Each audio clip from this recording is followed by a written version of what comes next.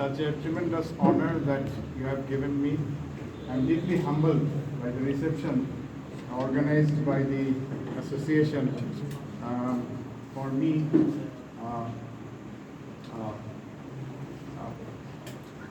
And the good words said by the different speakers, including Dr. Hall.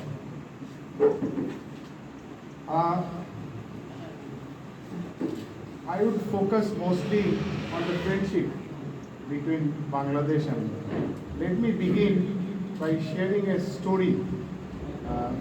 As you know, that when there is a meeting between the dignitaries, like the presidents and prime ministers, what we do in the Foreign Office, we prepare talking points. We prepare talking points for the dignitaries and give it to him or her because they may not be very aware of all the issues. So Foreign Office supplies the talking points, both the countries. So I was fortunate to be in one of the meetings, and I had also the responsibility of preparing the talking points.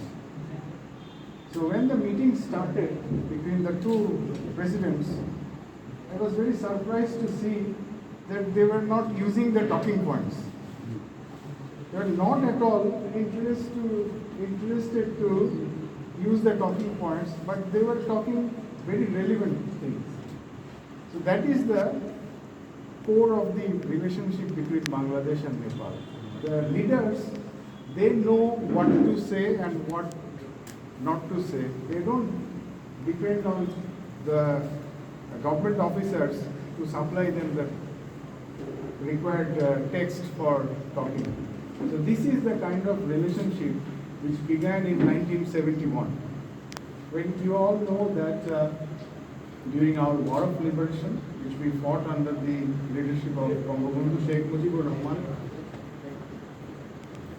the young leaders of Nepal, student leaders, led by the political leaders of Nepal, supported the cause of Bangladesh.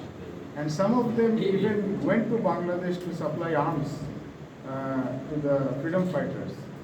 That is why we remain ever grateful to the people of Nepal for the generosity and the gesture that they had shown to us during our liberation war.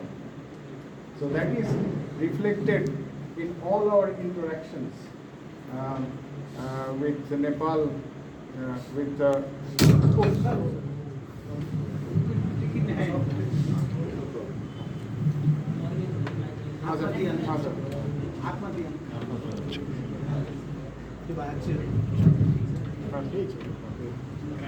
that is reflected in all our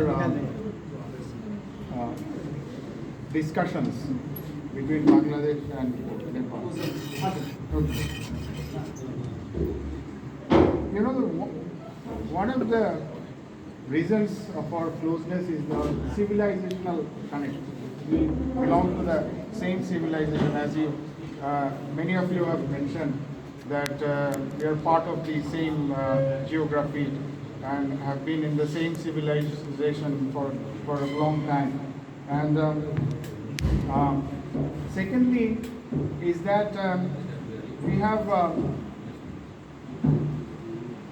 our cultural relationship also. We are from the same culture. If you visit Bangladesh, you will see that we have a lot of similarity between our two cultures. Although the linguistic differences are also there, because the Nepalese language and Bangladesh language are a little different, originating from the same Sanskrit, but a little different. But you know that people understand each other.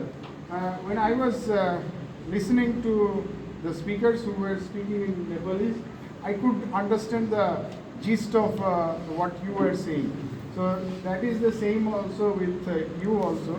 When we speak our language, you also understand.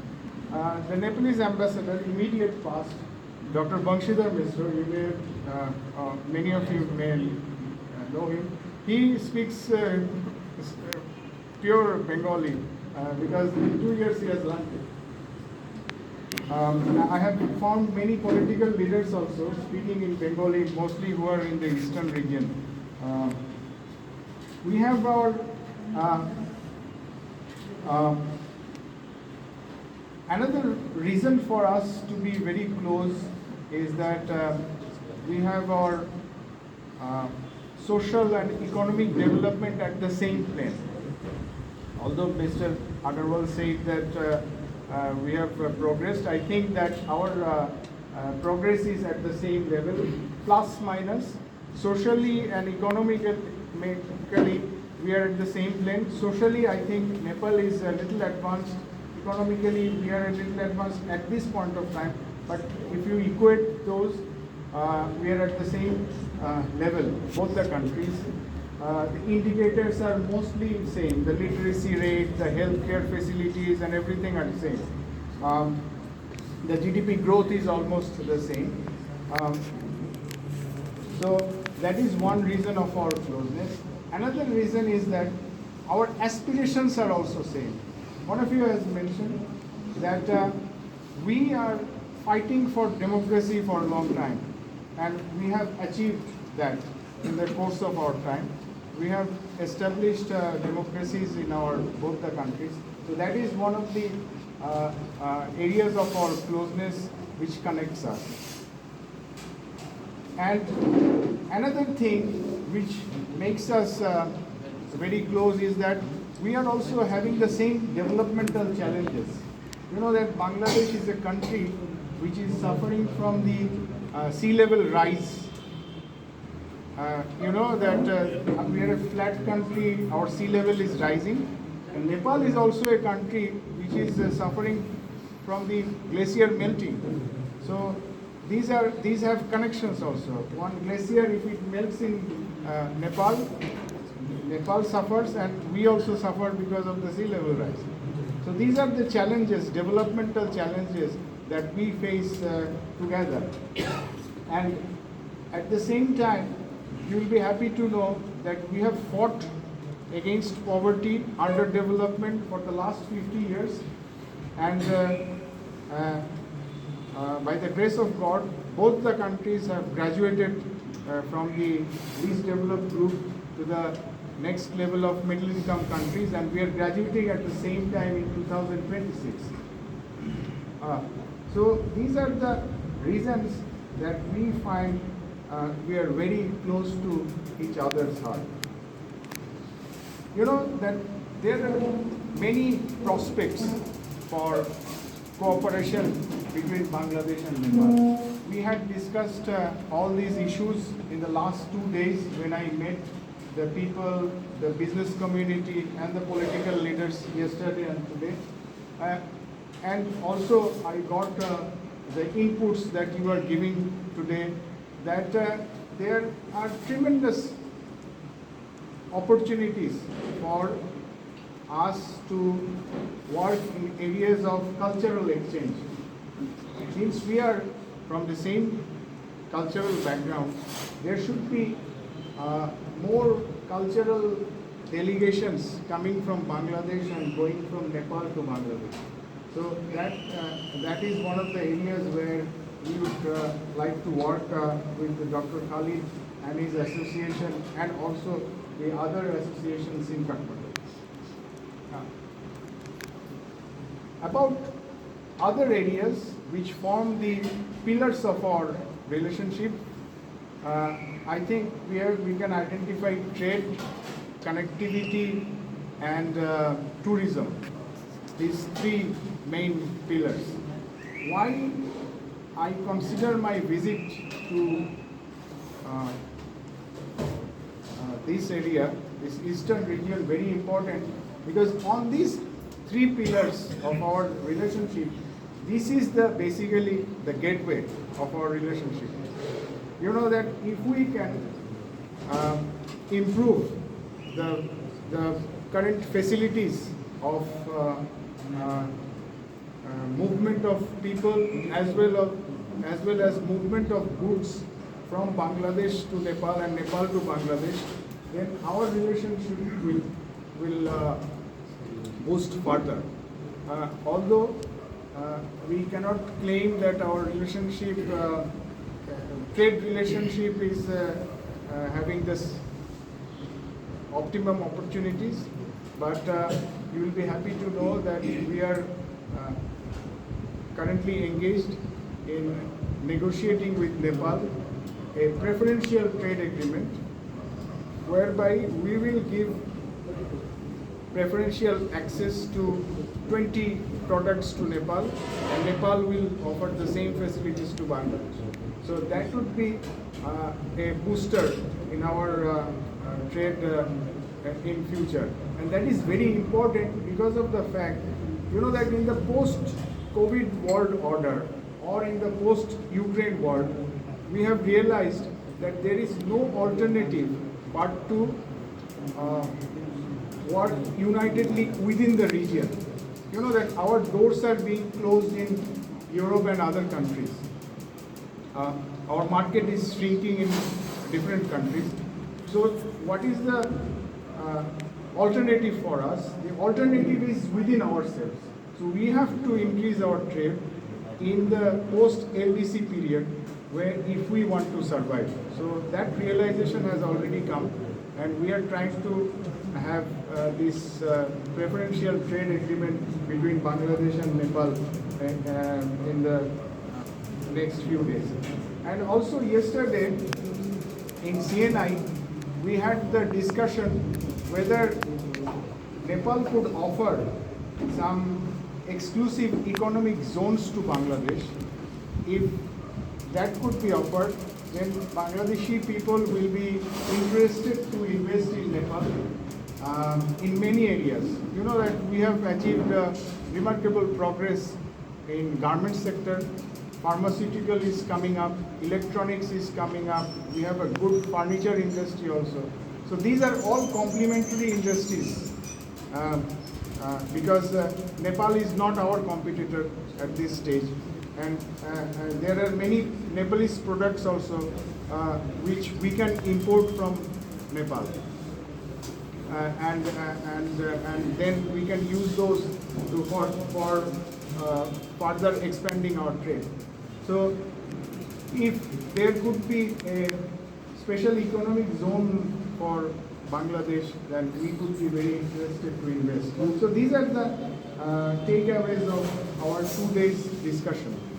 Another area of our cooperation is the education sector cooperation. Dr. Hawk mentioned very eloquently how Bangladesh is offering the opportunities for Nepalese students, and same thing should be we should try for Bangladeshi students to come to Nepal, because Nepal has already attained very high quality in medical education. So Bangladeshis would also benefit if they come to Nepal and get the opportunity to study here, and that would be a tremendous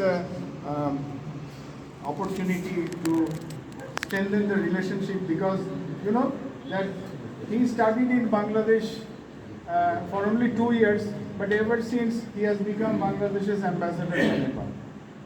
That he is always promoting Bangladesh's interest and talking good things about Bangladesh. So this is what we get from the education sector. The same thing should be replicated in Nepal as well. We wish that we will have more opportunities for Bangladeshi students to study in Nepal. Lastly, I would not prolong. I know that it's a long time has passed. Lastly, I would talk about the hydropower opportunities. That Nepal is a country which has tremendous potentials for hydropower, and Bangladesh is an energy-hungry country, and we are trying to import hydropower from Nepal to Bangladesh. And that already the discussions are going ahead, and later this month, the delegation is coming from Bangladesh for finalizing the modalities for import of very small quantity at the beginning of hydropower from Nepal to Bangladesh using the existing Indian grid. But if that is successful in the future, we will have a dedicated grid along the Kakorbita Banglamanda border. Speaking about Banglamanda, I got many inputs yesterday and today from different people that there are issues of customs facilities in Banglamanda port, which we will take up with the relevant authorities in Bangladesh and India to streamline the movement of goods as well as movement of people also. Because currently there is a very few number of movement of people from Bangladesh to Nepal through the road, through this road connectivity. But that should increase, that will boost the trade in eastern region, which will be very attractive for us. Because you know that from Dinajpur, Rangpur, Nepal is only 100 kilometers, whereas from Dinajpur, Dhaka is 300 kilometers. So it is better to come to Nepal, a foreign country, rather than going to the capital for tourism or other purposes. So these are the opportunities that we have, and we will exploit those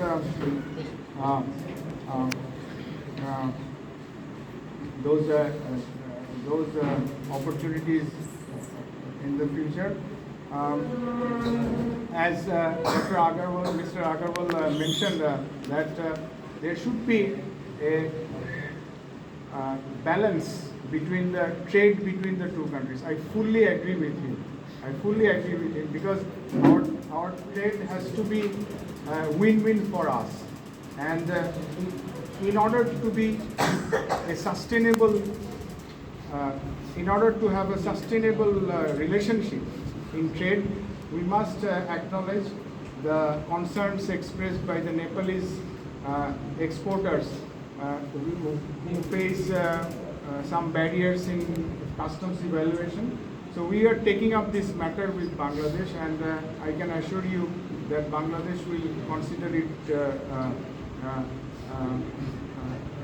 these issues, and this assurance has been given to the Nepalese authorities already.